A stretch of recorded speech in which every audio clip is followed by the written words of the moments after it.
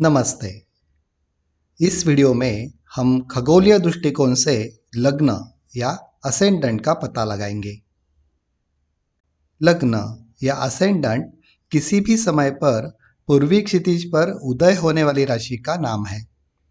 पृथ्वी के अपनी धुरी पर घूमने की वजह है कि ये लगभग हर 2 घंटे में बदलती है। इन 4 बातों पर इस वीडियो में चर्चा होगी। अवधि का समान न होना, अक्षांश का प्रभाव, साल भर का बदलाव और प्रेसेशन यानी पुनर्गमन का प्रभाव। इसके लिए हम स्टेलारियम, एक फिजिकल मॉडल और पाइथन स्क्रिप्ट की मदद लेंगे। हमेशा की तरह शुरू करते हैं बेसिक से। जानते हैं राशि और कॉन्स्टलेशन के बीच क्या फर्क है। यह है स्टेलारियम सॉफ्टवेयर और लोकेशन है इक्वेटर यानी भूमध्य रेखा। रेखांश है 73 पूरब यानी 73 ईस्ट। सुबह के 6 बजे है और हमारा ध्यान पूरब की ओर है। सूरज उगने वाला है। आकाश में शनि और शुक्र ग्रह के साथ और तारे भी देख सकते हैं। कई सभ्यताओं ने इन तारों के बीच कुछ अनोखे पैटर्न की पहचान की।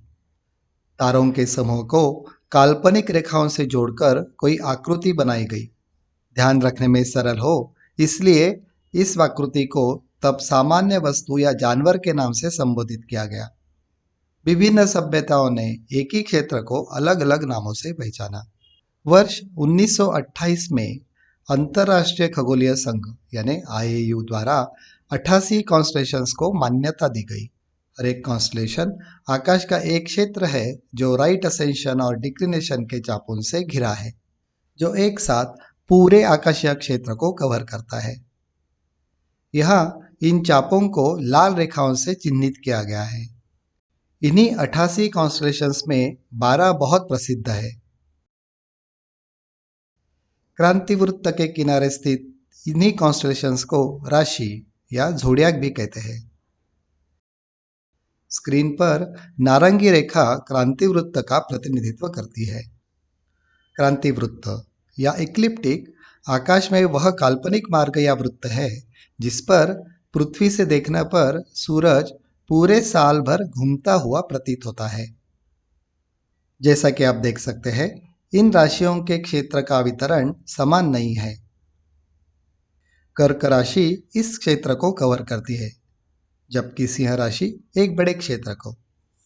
5वीं शताब्दी के अंत के आसपास खगोलविदों ने क्रांति वृत्त को 12 समान चिन्हों में विभाजित किया। प्रत्येक चिन्ह 30 डिग्री आकाशीय देशांतर यानी सेलेस्टियल लॉन्गिट्यूड का था। इसे एक उदाहरण की मदद से समझते हैं।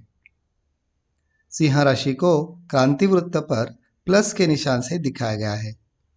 अभी एक क्षितिज से नीचे है, जबकि काल्पनिक रेखाओं से बना सिंह राशि का तारामंडल का कुछ हिस्सा पहले से ही क्षितिज के ऊपर है। इस समय सिंह राशि का उदय हुआ।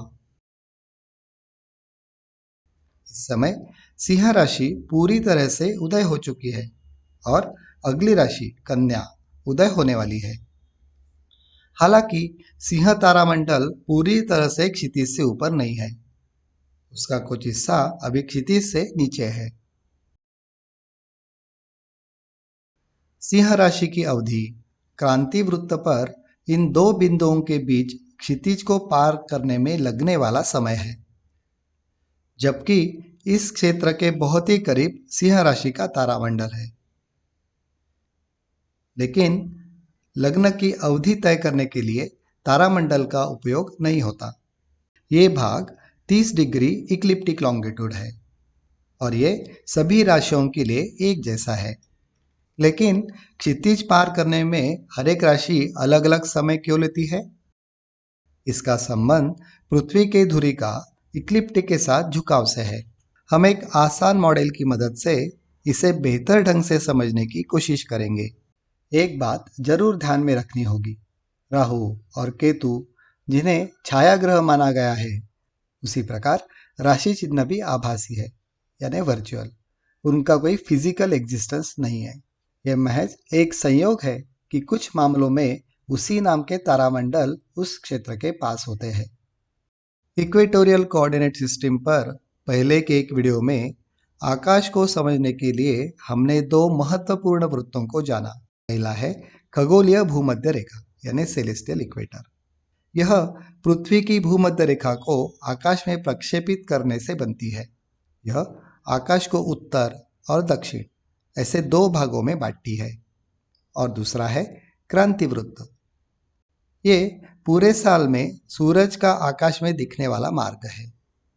इसी मार्ग पर 12 राशियां समान रूप से बटी है, हर एक राशि 30 अंश पर।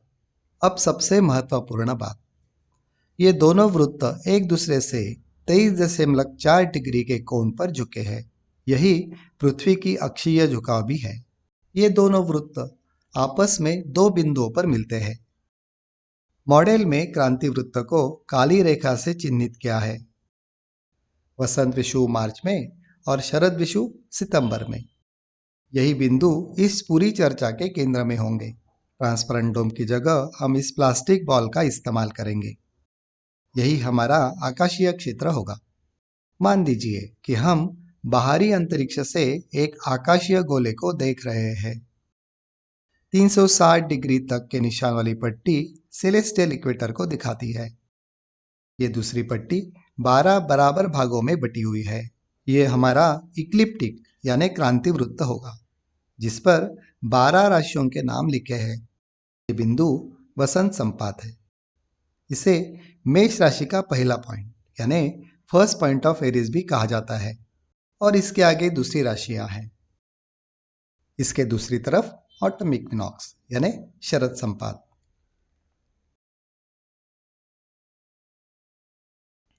यहां पर विंटर सॉलिस्टिस और यहां पर समर सॉलिस्टिस।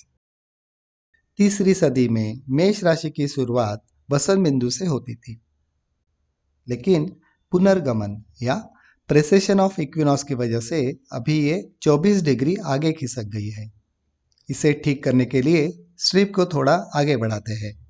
अभी राशियों की स्थिति क्रांति वृत्त पर कुछ इस प्रकार ही है। हम इसे निरायन ज़ोडियाक या सिडेरियल ज़ोडियाक कहते हैं। एक और सिस्टम है सायन ज़ोडियाक या ट्रॉपिकल ज़ोडियाक, जिसे वेस्टर्न एस्ट्रोलॉजी में फॉलो किया जाता है। हम इस पर बाद में विचार करेंगे। क्रांति वृत्त भूगोल से जुड़ी हुई अन्य रेखाएं किसी भी स्थान में कैसे बदलती है, इसकी चर्चा गोल यंत्र नामक एक वीडियो में हुई थी। इसी यंत्र का आधार लेते हैं।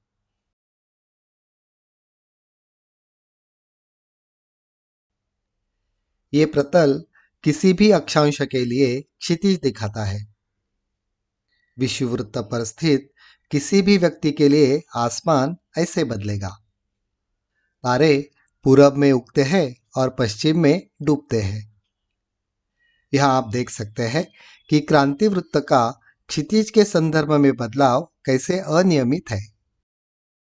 क्षितिज के संबंध में कोई भी आर्क या चाप जिस एंगल या कोण पर उठता है, ये बहुत महत्वपूर्ण है। संपात बिंदु के पास जो चाप है वो क्षितिज के सापेक्ष कम कोण से उठते हैं। अयनांत बिंदु के पास जो चाप है वो ज्यादा कोण से उठते हैं। यही कोण किसी राशि की उदय की अवधि तय करता है।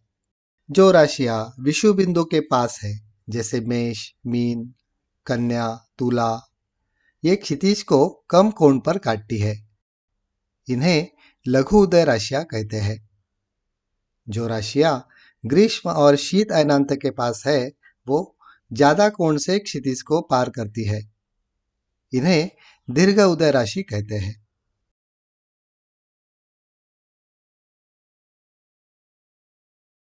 दस उत्तर अक्षांश के लिए क्षितिज पर क्रांति वृत्त इस तरह ऊपर उठेगा। 20 नॉर्थ या 20 उत्तर अक्षांश के लिए वही क्रांति वृत्त इस तरह ऊपर उठेगा और 30 नॉर्थ के लिए ऐसे। जैसे जैसे हम भूमध्य रेखा से ध्रुव की ओर बढ़ते हैं, ये कोण बदलता जाता है। ऊंचे लैटिट्यूड या अक्षांश के लिए हम देख सकते हैं कि कुछ राशियों का कभी उदय नहीं होता और कुछ राशि कभी अस्त नहीं होती। इस सब के लिए जिम्मेदार है पृथ्वी की धुरी का 23.4 अंश का झुकाव। इस संकल्पना को अच्छी तरह समझने के लिए स्टेलारियम सॉफ्टवेयर की मदद लेते हैं।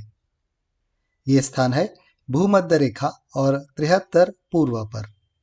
कोण और अवधि के बीच संबंध प्राप्त करने पर ध्यान केंद्रित करेंगे।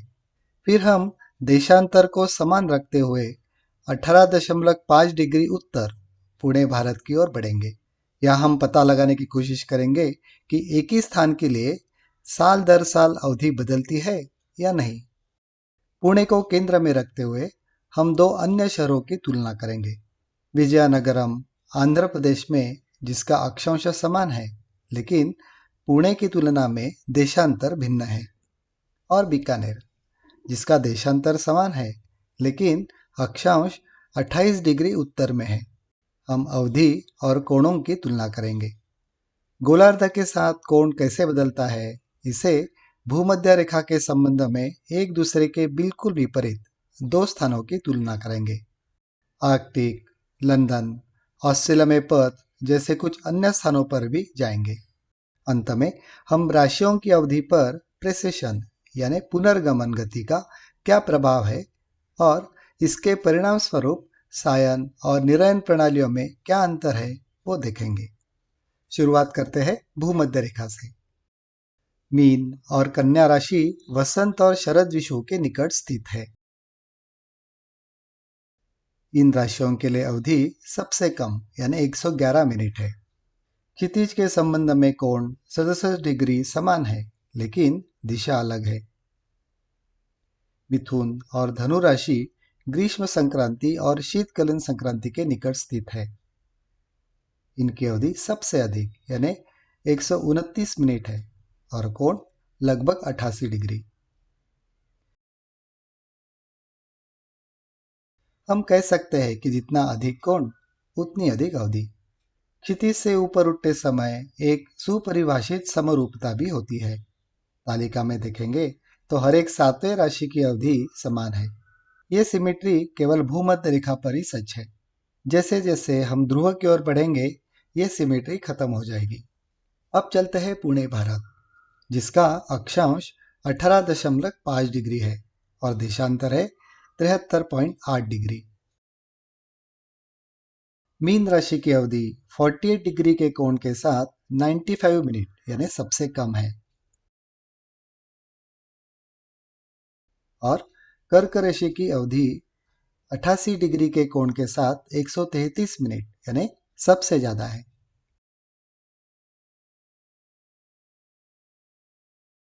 अब देखते हैं पूरे साल में मेष राशि की अवधि कैसे बदलती है।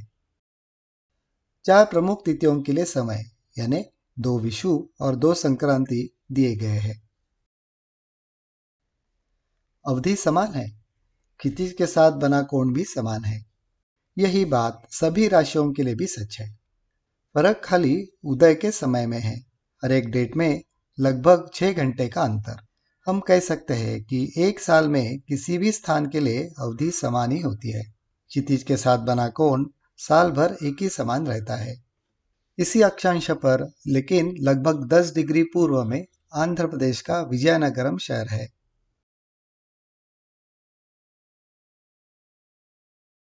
कन्या राशि 126 मिनट की अवधि के साथ शाम को 5:38 पर उदय होगी। अभी पुणे में कन्या राशि क्षितिज से नीचे है। यहाँ पर शाम को 6:16 पर कन्या राशि का उदय होगा। दो जगह के उदय काल में 38 मिनट का अंतर है। अवधि समान है क्योंकि क्षितिज पर बना कोण समान। समय का बदलाव देशांतर में 9.5 डिग्री के अंतर के कारण होता है, 4 मिनट प्रति डिग्री की दर से, जो हमारे अवलोकन के अनुरूप है। बीकानेर का देशांतर पुणे के समान है लेकिन इसका अक्षांश 28 नॉर्थ है, जो पुणे से लगभग 10 डिग्री अधिक है।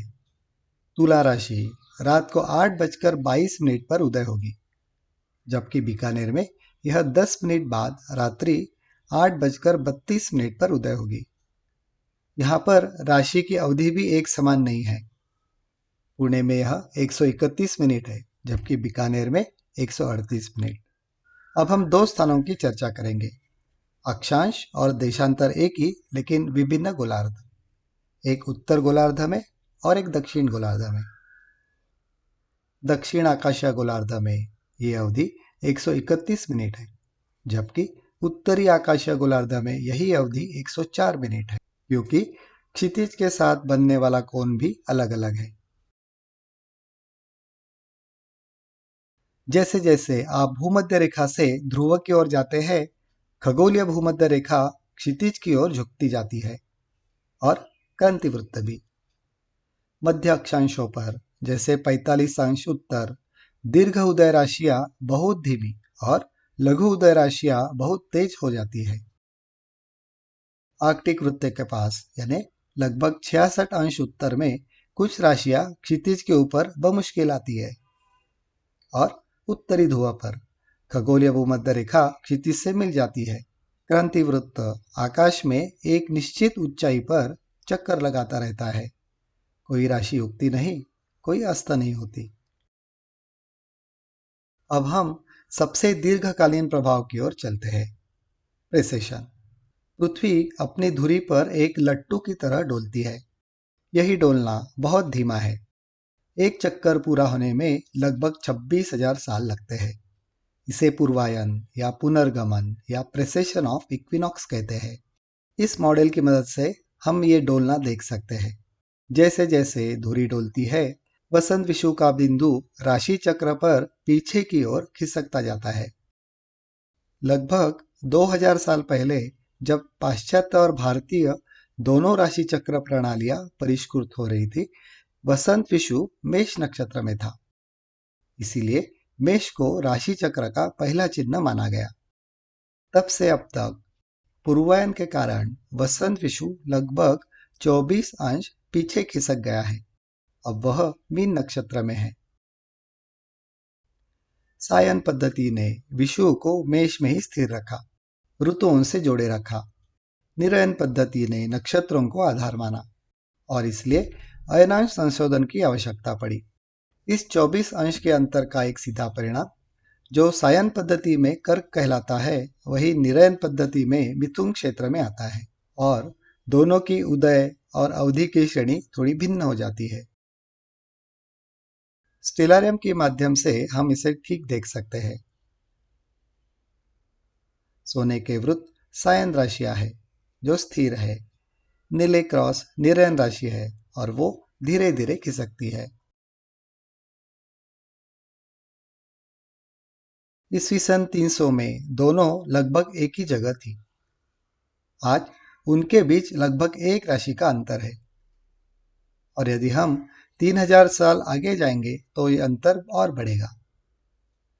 पूरे 26,000 साल के चक्र में दोनों पद्धतियां एक बार फिर पूरी तरह मिल जाएगी।